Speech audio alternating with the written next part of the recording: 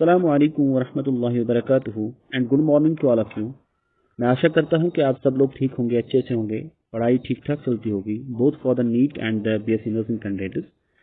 आज हम बात करेंगे बीएससी नर्सिंग या बोपी के जितने भी ओएमआर शीट्स होते हैं, जो ओएमआर बच्चों को दिए जाते हैं ताकि वो अपने जो जितने भी पर्टिकुलर्स हैं वो उनमें फिल करे, चाहे वो एग्जामिनेशन रोल नंबर हो या उनका क्वेश्चन बुकलेट नंबर हो या सीरीज हो क्वेश्चन पेपर की, या बाकी भी चीज़ें जो फिल करनी पड़ती है। अपना नाम लिखना पड़ता है या सेंटर का नाम लिखना पड़ता है, कहाँ पे है, किस डिस्ट्रिक्ट में है, या जम्मू में, श्रीनगर में, वैसे भी आपको लिखना पड़ता है। वो चीज़ें हम देखेंगे। बहुत सारे बच्चों को लेटर ऑन प्रॉब्लम आ जाते हैं जब वो फिल करते हैं ये चीज़ें। तो आज हम इसी के बारे में बात करेंगे कि ओएमआर जो शीट होता है उसको फिल कैसे करते हैं। ठीक, आज हम यहाँ पे मेरे पास ओएमआर शीट है, ये बोपी का ही है, मैंने निकाला था एक शीट। ये आपके पास बोपी का ओएमआर शीट है, अच्छे से देख लेना क्या है इसमें। इन्होंने सिर्फ यहाँ पे 160 क्वेश्चन दिए हैं, ये यहाँ तक जब जाएगा 180 तक पूछेगा बराबर। तो ओएमआर ऐसे होता है। पहली बात, जो बच्चे नए हैं जिनको पहली बार देना है या जो बच्चे ऑलरेडी दिए हैं लेकिन उनको वो डर होता है कि कहीं गलत ना हो जाए, बहुत इजी तरीका है। पहले जब आप यहाँ पे रोल नंबर लिखोगे, फॉर एग्जाम्पल रोल नंबर क्या है 563721, रेंडमली मैं रोल नंबर लिख रहा हूँ। उसके बाद अपना नाम लिखना है, उसके बाद फादर नेम, कैटेगरी अगर कोई है वो लिखना है, ओपन मेरिट है, आरबी है, क्या है, डेट ऑफ बर्थ लिखनी है, वेन्यू कोड, जहां पे आपको एग्जाम होगा वहां पे कोई कोड होगा 01, 02 या कुछ भी वो लिखना है, और वेन्यू नेम, आपको सेंटर का नाम या जो जहां पे एग्जाम है श्रीनगर में है या जम्मू में है वो भी लिखना पड़ेगा। ये चीजें आपको वहां पे फिल करनी पड़ती हैं। ठीक, उसके बाद जब हम आगे देखेंगे, आगे यहाँ पे लिखा है कि आगे यहाँ पे लिखा है कि यहाँ पे रोल नंबर फिल करना है आपको। देखो, question booklet number, roll number and question booklet series. मैं यहाँ पे फॉर एग्जाम्पल, हम यहाँ पे एग्जाम्पल देते हैं।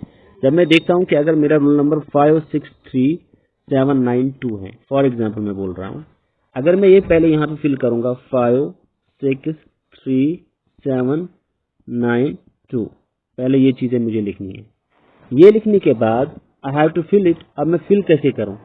फिलिंग ऐसे करो कि पहले ही गो में आप पूरा फिल मत करो, बल्कि क्या करो, पहले में 5 ढूंढना है, 5 ढूंढो, ये है, सिर्फ मार्क करो थोड़ा बहुत। दूसरे में 6, तीसरे में 3 को मार्क करो थोड़ा बहुत, 7, फिर 7 आ गया, फिर 9 आ गया, और लास्ट में 2 आ गया। हो गया पूरा आपका। अब आप फिल कर सकते हो। अब आपको वही करनी है फिल जहां पे आपने थोड़ा मार्क किया है, बबलिंग उसी को करनी है आपको जहां पे आपने मार्क किया है। अब नेक्स्ट, अब आ जाओ क्वेश्चन बुकलेट नंबर पे। फॉर एग्जांपल यही ढूंढते हैं 690175। 6 कहाँ पे है, थोड़ा मार्क करना है पहले, 901, उसके बाद 7, उसके बाद 5। अब आपको इसको पूरी तरीके से फिल करो। देखो, अब इसको मैं पहले बबलिंग करता हूं, हो गया एक, दूसरा, क्योंकि अब मुझे वही फिल करने हैं जिनको मैंने मार्क किया है, मुझे इधर उधर देखने की जरूरत भी नहीं है। समझ आ रही है बात? इट इज अ वेरी, बहुत लूसिड वे में ये फिलअप हो जाता है, बहुत इजी में। बच्चों को लगता है ये बहुत मुश्किल है, लेकिन मुश्किल नहीं है। पहली बात ये, for example question booklet series आपकी ए है, ए को फिल करो। हो गया एक चीज जो मुझे बताना था। दूसरी चीज क्या है, आप नीचे देखो signature of the candidate. For example आपको कोई भी सिग्नेचर करना है, यहाँ पे कर सकते हो, signature of the candidate, signature of the invigilator, ये वो ही करेगा जो वहां पे आपका एग्जाम ड्यूटी होगा वो करेगा। लेफ्ट हैंड थंब इम्प्रेशन आपको डालना है यहाँ पे, लेफ्ट हैंड का, और फिर सुपरिटेंडेंट आ जाएगा, वो अपना सिग्नेचर करेगा यहाँ पे ऐसे। ठीक, ये आ गया पूरे पर्टिकुलर्स किसके रिलेटेड, आपको कैसे फिलअप करना है ओएमआर शीट। एक इंपॉर्टेंट चीज जो मैं यहाँ पे बताना चाहता हूँ वो ये, जब आप फॉर एग्जाम्पल क्वेश्चन को फिल करोगे, क्वेश्चन नंबर 1 है, इसका फॉर एग्जाम्पल डी है, दूसरे का बी है, तीसरे का सी है, चौथे का डी है, ऐसे इनको भी ऐसे ही मार्क करो कि हाँ ए का ए है पहले ऐसे। लेकिन मार्क करना है कैसे है, फॉर एग्जाम्पल अगर आपने क्वेश्चन नंबर 1, क्वेश्चन नंबर 2, 3, 4, 5, 6, 7, 8 या आपने क्वेश्चन बुकलेट पे किया, क्वेश्चन बुकलेट पे ऐसे क्वेश्चन करो। अगर आपने क्वेश्चन नंबर 1 किया, उसको उसी वक्त फिल मत करो, नहीं, आप पहले ये करो कि अगर आपके पास 2 घंटे है, आप ये सोचो कि मुझे 1 घंटा और 20 मिनट हो गए, 80 मिनट्स में पहले मैं सिर्फ क्वेश्चन पेपर को करूंगा।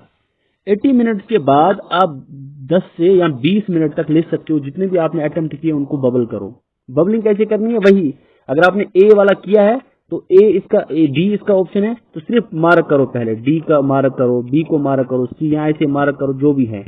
मार्क करने के बाद आपको बबलिंग करना बड़ा इजी रहता है। मार्क कैसे करने, 20-20 लेके चलो। पहले 20 को, अगर आपने पहले 20 में से फॉर एग्जांपल अटेम्प्ट किए हैं 15 क्वेश्चन, उन 15 क्वेश्चन को मार्क करो। 15 को मार्क करने के बाद फिर उसको बबलिंग करो वहीं पे। अब गलत भी नहीं हो जाएगा क्योंकि आपने पहले मार्क किया है, आपने पूरा बबलिंग नहीं किया है। जब आपने थोड़ा बहुत मार्क किया है फिर आप बबलिंग करोगे। और बबलिंग याद रखना, बबलिंग क्वेश्चन करने के साथ साथ नहीं करना होता है, बल्कि आप ये रखो ध्यान में कि मुझे 1 घंटा 20 मिनट हो जाएगा, 1 घंटा 20 मिनट के बाद मैं बबलिंग स्टार्ट करूंगा। यहाँ अगर आपके 3 घंटे हैं, 3 घंटे में से मेरे 2 घंटे हो जाएंगे, उसके बाद मैं बबलिंग, क्योंकि उसके बाद 1 घंटा है, तब तक 2 घंटे में आप अपना पेपर तब तक करो सॉल्व, और क्वेश्चन पेपर पे ही आप वो मार्क करते जाओ कि मेरा आंसर क्या आ गया। फिर जब आप 2 घंटे के बाद जब 1 घंटा रहता है तब तक पहले क्या करो, वो क्वेश्चन करो। अगर आपने आउट ऑफ 180 क्वेश्चन अगर आपने उन 2 घंटों में से 90 क्वेश्चन अटेम्प्ट किए हैं, अगर आपने 150 क्वेश्चन चेक किया या फॉर 120 क्वेश्चन चेक किया, उसमें से आपने 90 को मार्क किया, 90 को मार्क करने के बाद पहले क्या करो, OMR पे 20-20 लेके चलो। क्वेश्चन नंबर 1 to 20 देखो कितने अटेम्प्ट किया, उनमें से फिर मार्क करो। मार्क करने के बाद वहीं पे बबलिंग करो। फिर 20 से 40 देखो कौन कौन सा किया है, उनको मार्क करो। मार्क करने के बाद बबलिंग करो। ये इजी वे होता है आंसर ये करने का। अगर आपने 2 घंटे के बाद स्टार्ट किया बबलिंग तो 20 या 20 मिनट लगेंगे आपको बबलिंग खत्म करने में, वो जितने आपने अटेम्प्ट किए हैं। फिर आपके पास 40 मिनट रह गए। 40 मिनटों में क्या करो, जो अब आप क्वेश्चन करोगे दूसरा, अगर आपको लगता है कि ये आंसर ठीक है, उसको उसी वक्त बबलिंग करो। फिर 40 मिनट में बबलिंग साथ साथ करो, लेकिन पहले 2 घंटे में कोई भी बबलिंग नहीं, सिर्फ क्वेश्चन पेपर पे ध्यान दो। ये एक इजी वे आउट होता है कि क्वेश्चन को कैसे एनालाइज करते हैं। अब नेक्स्ट वीडियो जो आएगा वो हम स्टार्ट करेंगे। दूसरा वीडियो जो आ जाएगा वो आ जाएगा कि कितने प्राइवेट कॉलेजेस और कितने गवर्नमेंट कॉलेजेस हैं हमारे पास। वो तब तक के लिए अल्लाह हाफिज। और इस चैनल को सब्सक्राइब भी करो, शेयर भी करो, लाइक भी करो, और बाकी मिलते हैं अगले वीडियो में। अस्सलाम वालेकुम रहमतुल्लाह।